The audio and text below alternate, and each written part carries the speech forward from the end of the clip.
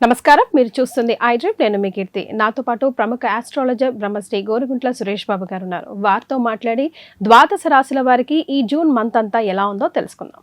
నమస్తే అండి. కీర్తి గారు నమస్కారం అండి. సో ద్వాదశ రాశుల వారికి జూన్ నెల ఎలా ఉంది అంటే, ఇంతకుముందు మనం గురు మార్పు గురించి తెలుసుకున్నాము. వివిధ రాశుల వారికి ఎలాంటి ఎఫెక్ట్స్ వస్తున్నాయి, ఎవరు ఎలాంటి రెమెడీస్ని ఫాలో అవ్వాలి తెలియజేశాం కదా. సో ఆన్ ది హోల్గా జనరల్గా ఈ మాసం రాశి ఫలాలు తెలుసుకుందామండి. సో ఓం గం గణపతియే నమః. స్వర్ణలక్ష్మి నమస్తే అస్తు. పరబ్రహ్మ స్వరూపిణి రాజ్యం దేహి ధనం దేహి సర్వకామాంచ దేహి మే. ముందుగా 12 రాశుల వారందరికీ స్వర్ణలక్ష్మి అమ్మవారు యొక్క కృపా కటాక్షం దొరకాలని, తద్వారా ప్రతి ఒక్కళ్ళు ప్రతి నిమిషం నవ్వుతూ హ్యాపీగా ఉత్సాహంగా ఉండాలని, అంతేకాకుండా ప్రతి ఒక్కరికి శోభాయమానంగా ప్రతిదీ వాళ్ళ చుట్టూ వాళ్ళ కళ్ళతో చూసే ఒక గొప్ప శక్తి వాళ్ళకి కావాలని, అంతేకాకుండా రాజ్యాధికారం, ప్రతి ఒక్కళ్ళకి ఒక అధికారం, పవరు, స్టేటస్, దర్పం అందరూ ఉండాలి కదండి. మనిషి జన్మ ఎత్తిన తర్వాత అన్నీ ఉండాలి కదా. వీటితో పాటు విపరీతమైన ధనంతో పాటు ఇంకా వాళ్ళకి ఇష్టకామ్య సిద్ధి, వాళ్ళ మనసులో ఏవో ఉంటాయండి రకరకాల కోరికలన్నీ కూడా తక్షణమే అమ్మవారు నెరవేర్చాలని చెప్పేసి, ఈ 12 రాశుల వాళ్ళకి చక్కగా శుభంగా ఉండాలని చెప్పేసి, ఐశ్వర్యవంతంగా ఉండాలని చెప్పేసి మనం కోరుకుంటూ చక్కగా ఈ 12 రాశులు ఎలా ఉందో చెప్పుకుందాం. 12 రాశులకు వెళ్ళబోయే ముందు ఈ మాసం ఒక విశిష్టత, ఈ మాసంలో రాబోయే ప్రముఖమైన రోజులు ఏమైనా ఉంటే ఒకసారి గుర్తు చేసుకుందామండి. చాలా ఉన్నాయండి. ఒక్కొక్క మాసం తీసుకుంటే మన ఈ క్యాలెండర్ చాలా బ్యూటిఫుల్గా అంటే మనం అన్నీ చెప్పుకోం ఇక్కడ. బట్ కొన్ని వచ్చేటప్పుడు జనాలకు తెలిసినంత వరకు చూస్తే అధిక మాస జ్యేష్ఠ మాస పౌర్ణమితో స్టార్ట్ అయ్యి మనకి నిజ జ్యేష్ఠ మాస పౌర్ణమితో ఈ మంత్ అంతా ఎండ్ అవుతుంది. అంటే 2 పౌర్ణముల మధ్య ఈ టోటల్ మాసం అంతా ఉందని చెప్పుకోవచ్చు. ఇందులో దీంతో పాటు వెరీ ఇంట్రెస్టింగ్ ఏంటంటే 2 శని త్రయోదశులు ఈ మాసంలో వస్తున్నాయి. నాకు బాగా గుర్తు, లాస్ట్ ఇయర్ ఒక 4-5 months ఒక్క శని త్రయోదశి కూడా లేదు. ఎవరికైనా రెమెడీస్ చెప్దామంటే ఈసారి 2 శని త్రయోదశులు రావటం వెరీ ఇంట్రెస్టింగ్ పాయింట్. రెండోది ఏరువాక పౌర్ణమి అంటారండి. ఇప్పుడు కూడా మన విలేజెస్ లో చక్కగా చేస్తూ ఉంటారు. మా విలేజెస్ స్టిల్ చేస్తూ ఉంటారు. దాదాపు 300-400 ఎడ్లు ఏవైతేనేమండి వాటి చక్కగా కొమ్ములకు రంగులేసి గంటలు కట్టి కొత్తగా చిక్కాలు అవన్నీ కట్టేసి గుడి చుట్టూ ముందు కొన్ని రౌండ్లు వేసేసి ఊరంతా తప్పట్లు పెట్టుకొని చక్కగా బాజనీలు పెట్టుకొని అక్కడి నుంచి పొలానికి వెళ్ళిపోతూ ఉంటాయి. ఇటువైపు తెలంగాణ వైపులో మన గ్రామ దేవతకు కానీ ఇంటి వెలుపు కానీ పూజ చేసుకొని సాకులు అవి పెడుతుంటారండి, ఎల్లమ్మలు అవి ఉన్న వాళ్ళైతే. అంటే ఎక్కువగా గ్రామ దేవతలకు ఎక్కువ పూజలు చేస్తారండి. మొదటి నుంచి మనకున్న ఆచారం అది. సో అది చాలా శోభాయమానంగా దివ్యంగా ఉంటుంది. సో అక్కడ నుంచి మన రైతులందరూ కూడా చక్కగా సస్యశ్యామలంగా వాళ్ళ పండాలని కూడా మనం కోరుకుందాం. ఆ సందర్భంగా విషెస్ చెప్పుకుందాం అనమాట. సో ఇవి కాకుండా ఇంకా మనకి జ్యోతిష శాస్త్రం ప్రకారం 5 రకాల గ్రహాలు మారుతున్నాయండి. మనకి ఎప్పుడు 3 లేదా 2, 4 మాక్సిమం మారుతాయి. కానీ ఈసారి 5 మారుతూ ఉన్నాయి. ఈ జూన్ నెలలోనే 5 మారుతున్నాయండి. ఒకటి ముందుకు వచ్చేటప్పుడు మనకి 1-2 రోజులు ముందుగా మిథున రాశి మారుతూ ఉన్నారు. బట్ దాని ఎఫెక్ట్ అంతా మనకి జూన్ మంత్ లో ఉంటుంది. మిథున రాశిలోకి ఎవరు మారుతున్నారు? మిథున రాశిలో వచ్చే బుధుడు మారుతూ ఉన్నారు. తర్వాత మనకు సూర్యుడు మారుతూ ఉన్నారు. సో సూర్యుడితో పాటు ముఖ్యంగా గురువు 2వ తారీఖున మారుతూ ఉన్నారు. ఆల్రెడీ మనం ఒక సిరీస్ చేసాం అనమాట. ఎడిషనల్ గా శుక్రుడు, కుజుడు కూడా మారుతున్నారు. సూర్యుడు వచ్చేటప్పటికి 15వ తారీఖు మారుతున్నారు. 8వ తారీఖు శుక్రుడు, కుజుడు లాస్ట్ మంత్ 20th మారుతూ ఉన్నారనమాట. అంటే టోటల్గా ఏదైతే ఏమనండి 5 రకాల గ్రహాలు మార్పు మనం ఈ జూన్ మంత్లో చర్చించుకోబోతున్నాం అనేది, ఇది కూడా జ్యోతిష శాస్త్రంగా చాలా ఇంపార్టెంట్ అని తెలుసుకోవాలి. సో రాశుల వారిగా ఈ 5 గ్రహాల మార్పు ఏ రాశి మీద ఎలాంటి ప్రభావం ఉంటుంది, వారికి ఎలాంటి రెమెడీస్ సూచిస్తే ఈ మాసం అంతా సునాయాసంగా సాగుతుందో తెలుసుకుందాం. సో తదుపరి వృశ్చిక రాశి వారికి జూన్ మంత్ ఎలా ఉంటుందండి?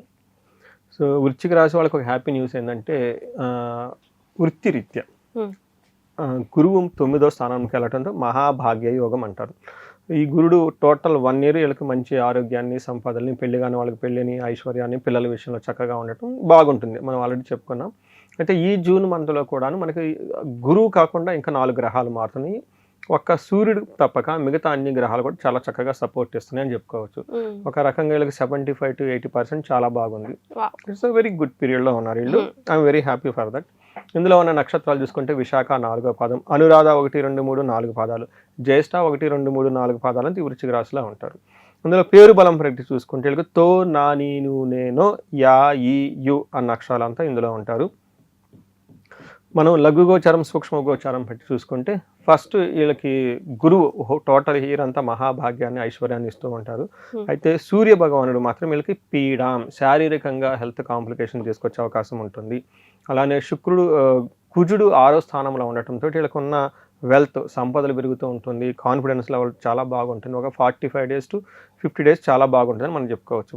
అలానే బుధుడు వీళ్ళకి 8th హౌస్లో ఉండటంతో అగైన్ పిల్లలకి సంబంధించి కానివ్వండి, తర్వాత ధనానికి సంబంధించి కానివ్వండి, అన్ఎక్స్పెక్టెడ్గా ధనం వచ్చే అవకాశం కూడా వీళ్ళకి ఉంటుంది.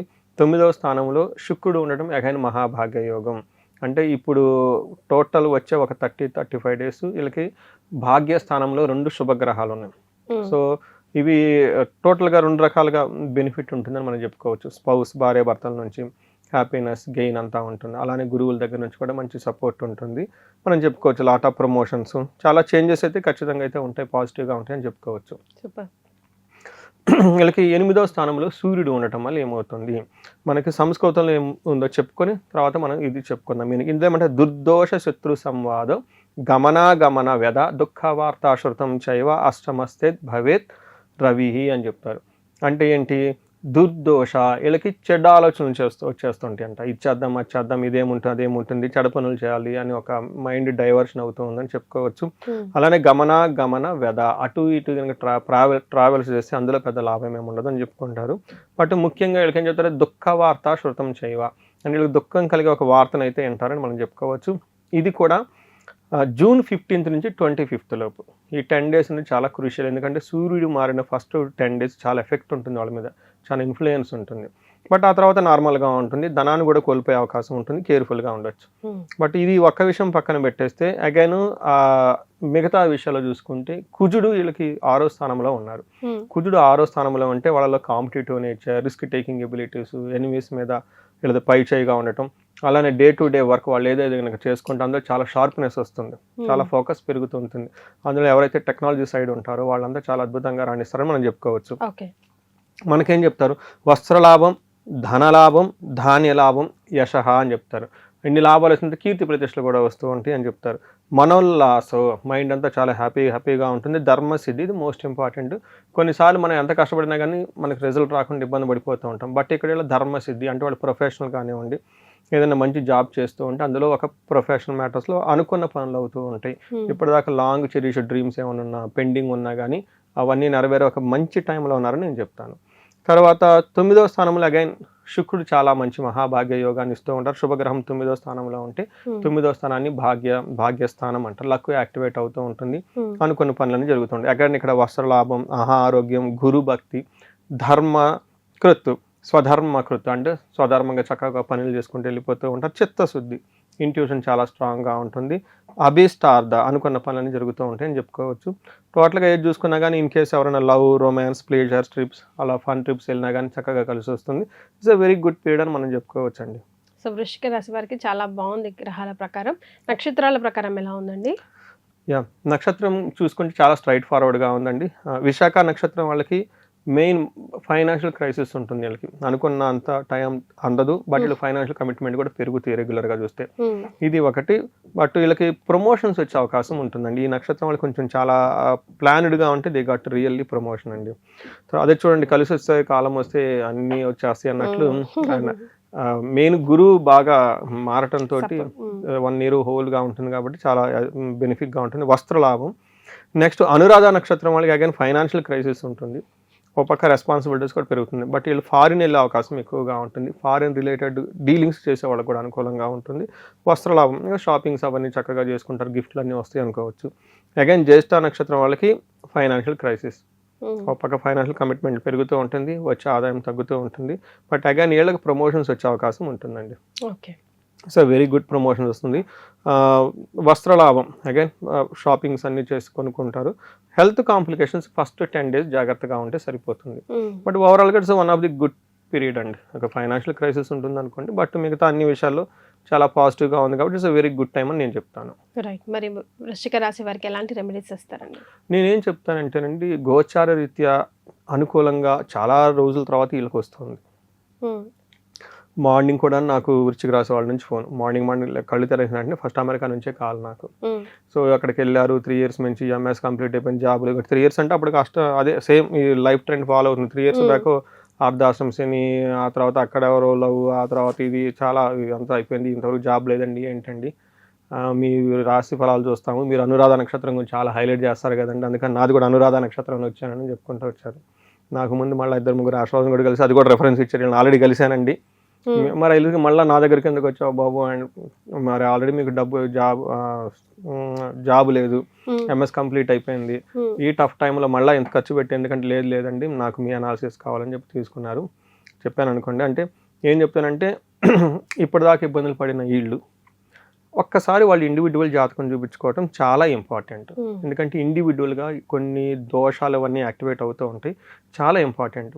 గోచార రీత్యా దేవుడి దేవల లాస్ట్ 3 years నుంచి ఇబ్బంది పడుతున్న వాళ్ళు మంచి పీరియడ్లోకి వచ్చారు, బట్ ఈ పీరియడ్ వీళ్ళు ఎన్కాష్మెంట్ చేసుకోవాలి.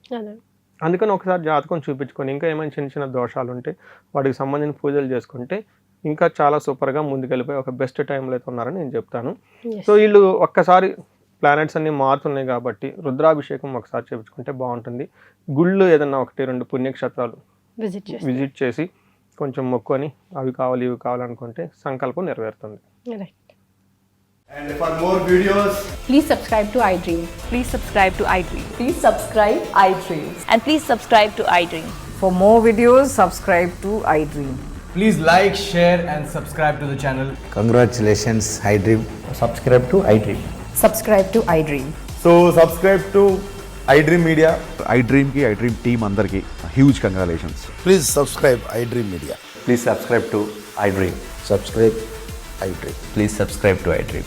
iDream అంటే నా కళల ఛానల్ను సబ్స్క్రైబ్ చేసుకున్న నోరు తిరుగుతలేదు, మీరైతే గంట గుర్తు కొట్టండి. For more such videos, please subscribe to iDream. Subscribe to iDream. Please subscribe to iDream. Please subscribe iDream Media. Please do subscribe to iDream. Please subscribe to iDream Media. For best entertainment and information, please subscribe iDream. And don't forget to subscribe to iDream.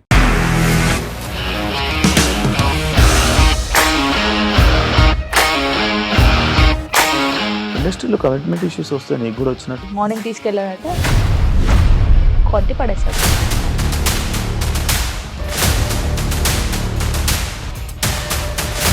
ఒక్కళ్ళు కూడా చూడలేదు ఈ cinema అని చెప్పడానికి కూడా చాలా ధైర్యం కావాలి. అది నిజం కదా, దాంట్లో ధైర్యం ఏంటి? ఇది నెక్స్ట్ డే ప్లేట్ మార్చేస్తే తప్పు కదా. As of now we are comfortable this అని నేను అనుకుంటున్నాను. రష్మిక గారిది మీది ఒకే ఊరు అంటే కదా. నీకు కోపం వచ్చిందంటే బాగా తిట్టేత్తరా? తిట్టేద్దామండి. నిజంగా గేమ్ ని ఎలా చేంజ్ చేయగలిగారు? ఏపీఎస్ఎఫ్సి వాళ్ళకి 6 నెలల్లో నేను 6 లక్షలు కట్టా. బిజినెస్ చేయాలనుకుంటే it is as difficult as riding a tiger.